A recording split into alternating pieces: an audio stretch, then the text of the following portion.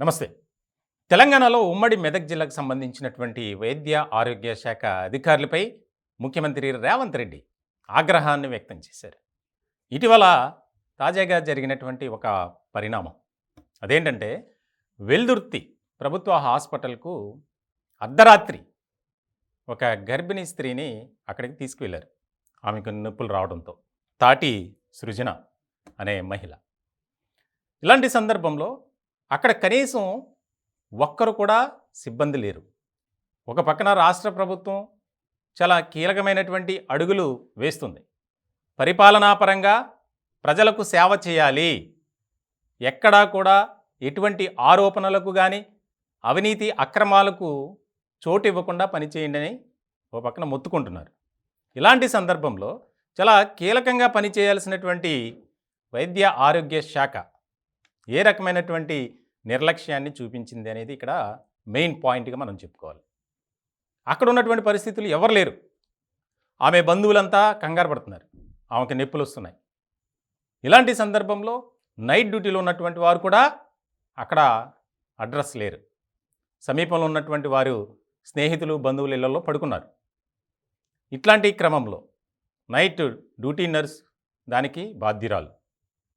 ముఖ్యంగా ఏదైనా emergency case అయితే ఆ సమీపంలో ఉన్నటువంటి డాక్టర్ కూడా అందుబాటులో ఉండాలి, వెంటనే రావాలి, మెడికల్ సిబ్బంది కూడా రావాలి. కానీ అసలు అక్కడ ఎవ్వరూ లేరు. నైట్ డ్యూటీలో ఉన్నటువంటి నర్సు జయంతి, ఆమె గురించి ఆరా తీయగా ఆ హాస్పిటల్కి దగ్గరలోనే వారి బంధువులు ఉన్నారు, అక్కడికి వెళ్ళి పడుకుంది.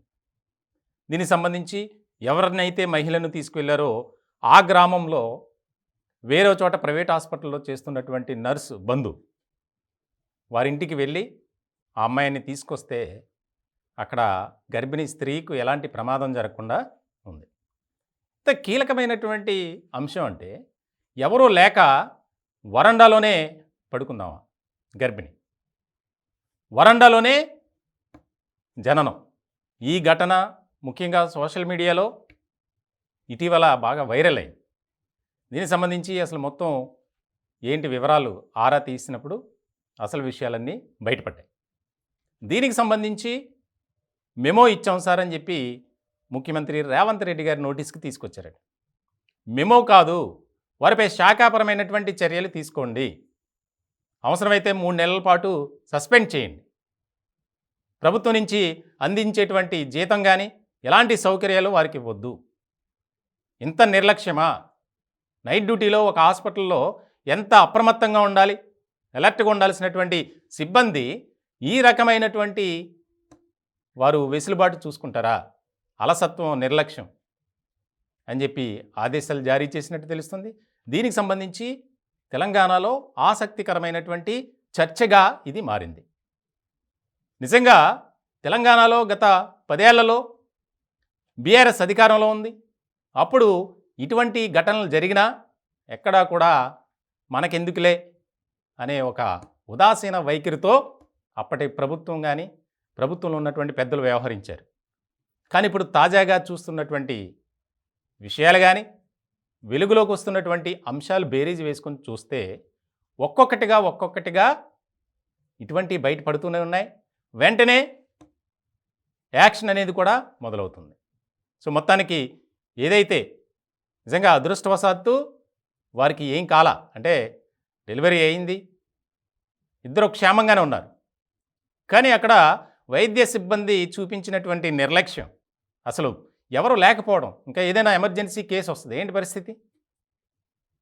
సో ఇలాంటి సందర్భంలో అక్కడ ఉన్నటువంటి ఆ రోజు ఉండాల్సినటువంటి సిబ్బంది ఇంకెవరున్నారో, మెయిన్ డ్యూటీ డాక్టర్, అలాగే నర్స్, ఇంకొక మెడికల్ స్టాఫ్, వారందరికీ నోటీసులు ఇచ్చి మెమో కాదు సీరియస్ యాక్షన్ తీసుకోండి, శాఖాపరమైనటువంటి చర్యల్లో భాగంగా 3 నెలల పాటు సస్పెండ్ చేయండి అనే దాని మీద ఒక డైరెక్షన్ చేశారట. దానికి సంబంధించి సాధ్యాల మీద ఒకసారి మాట్లాడి ఖచ్చితమైనటువంటి యాక్షన్ అయితే ఉండాల్సిందే అనేది ఆదేశాలు జారీ చేసినట్టు తెలుస్తుంది. ఇది మెడికల్ డిపార్ట్మెంట్లోనే కాదు, రాష్ట్ర వ్యాప్తంగా ఉన్నటువంటి ప్రభుత్వ వర్గాల్లో ఒక రకమైనటువంటి చర్చగా మారిపోయింది ఈ సబ్జెక్ట్. అంటే గతంలో ఇలాంటివి ఏది జరిగినా చూసి చూడనట్లు వ్యవహరించేవారు. కానీ ఇప్పుడు మాత్రం పరిస్థితి అలా లేదు. మనం ఒళ్ళు దగ్గర పెట్టుకొని పనిచేయాలి అనేది.